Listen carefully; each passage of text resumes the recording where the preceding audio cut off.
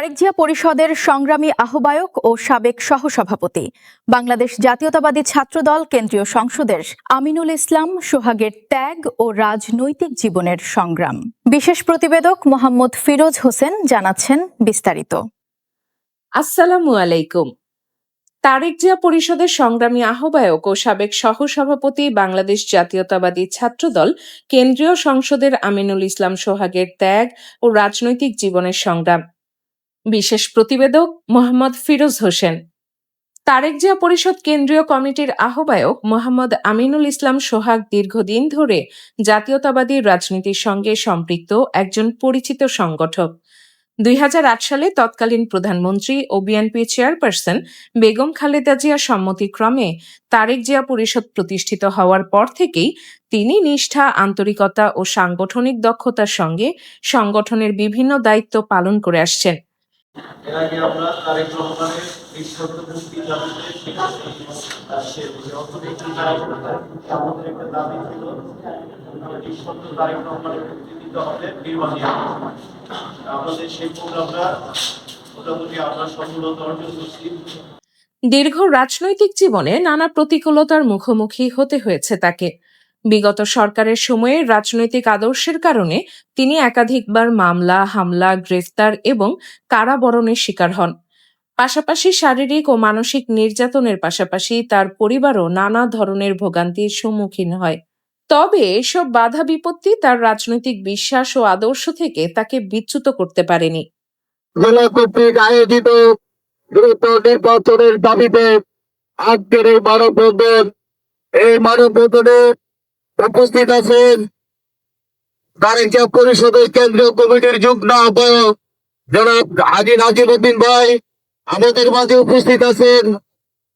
বর্তমানে তিনি দেশব্যাপী তারেক জিয়া পরিষদের সাংগঠনিক কার্যক্রমকে আরও গতিশীল করতে নিরলসভাবে কাজ করে যাচ্ছেন।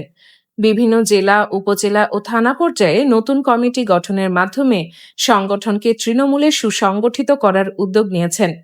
শহীদ রাষ্ট্রপতি জিয়াউর রহমানের আদর্শকে ধারণ করে তিনি বিশ্বাস করেন, আদর্শের প্রতি অবিচল থাকলে সব প্রতিকূলতাই অতিক্রম করা সম্ভব। তার ধারাবাহিক পরিশ্রম ও সাংগঠনিক তৎপরতায় তারেক জিয়া পরিষদ নতুন উদ্যমে এগিয়ে যাচ্ছে বলে সংগঠনের নেতাকর্মীরা মনে করেন। রহমান উনি কিন্তু বারবার বলছে যারা ত্যাগী, ইভেন মিছিলের সর্বশেষ ছেলেটি যেন পদ পায়, উনি সে আশ্বাস আমাদেরকে দিচ্ছে। যাই হোক, সংগ্রামী সাথী বন্ধুগণ, আজকে আমাদের এই কেন্দ্রীয় তারেক জিয়া পরিষদের কেন্দ্রীয় কমিটির অফিসে আজকে আমরা প্রোগ্রাম করলাম। সবাইকে ধন্যবাদ জানানোর জন্য।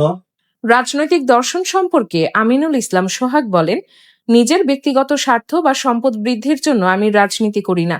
গত 17 বছর রাজনৈতিক নির্যাতন, মামলা, হামলা ও কারাবরণ করেছি।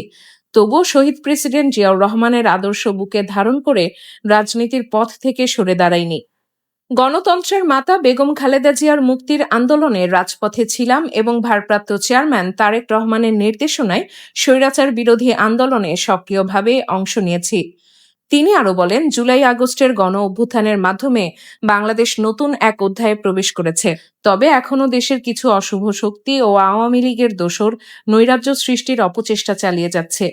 একই সঙ্গে বিএনপির ভেতরে কিছু হাইব্রিড নেতাকর্মীর কর্মকাণ্ড দলের ভাবমূর্তি ক্ষুণ্ণ করছে। এতে দীর্ঘদিনের ত্যাগী ও নির্যাতিত নেতাকর্মীদের অনেকেই হতাশ হয়ে পড়ছেন। আমিনুল ইসলাম সোহাগ বিএনপির ভারপ্রাপ্ত চেয়ারম্যান তারেক রহমানের প্রতি আহ্বান জানিয়ে বলেন, দলের মধ্যে যারা সন্ত্রাস, চাঁদাবাজি ও দখলবাজির সঙ্গে জড়িত তাদের চিহ্নিত করে কঠোর সাংগঠনিক ব্যবস্থা গ্রহণ করা প্রয়োজন। জনগণের আস্থা অর্জনের একমাত্র পথ হল বিনয়, সততা ও ভালোবাসা। পেশি শক্তি নয়, মানবিক আচরণ দিয়েই মানুষের হৃদয়ে স্থান করে নিতে হবে। আমাদের দাবি হলো নির্বাহী আদেশে, বর্তমান যে অন্তর্বর্তীকালীন সরকার আছে, নির্বাহী আদেশে এই বিগত স্বৈরাচার ফ্যাসিস্ট সরকার যে সাজানো মিথ্যা মামলাগুলো ওনার নামে দিয়েছিল, মিথ্যা ফরমাইশি রায় দিয়েছিল, সেগুলো যেন অবিলম্বে প্রত্যাহার করে। তিনি আরো বলেন, দল থেকে আমার ব্যক্তিগত কোনো চাওয়া পাওয়া নেই। দলের জন্য নিষ্ঠার সঙ্গে কাজ করতে পারলেই আমি নিজেকে ধন্য মনে করি। আমি জনগণের ভালোবাসা নিয়েই আজীবন বেঁচে থাকতে চাই। রাজনৈতিক বিশ্লেষকদের মতে দীর্ঘ সময়ের ত্যাগ, সাংগঠনিক অভিজ্ঞতা এবং আদর্শের প্রতি অবিচল অবস্থান আমিনুল ইসলাম সোহাগকে তারেক জিয়া পরিষদের একজন গুরুত্বপূর্ণ সংগঠক হিসেবে প্রতিষ্ঠিত করেছে। তার নেতৃত্বে সংগঠনটি দেশব্যাপী আরও সুসংগঠিত ও শক্তিশালী হওয়ার পথে এগিয়ে যাচ্ছে। নিউজ ডেস্ক, দৈনিক সকালের দর্পণ। আমি ভয়েস বাই ডানা। এতক্ষণ দৈনিক সকালের দর্পণের সঙ্গে থাকার জন্য ধন্যবাদ। আবারও দেখা হবে নতুন খবর নিয়ে। ভালো থাকবেন।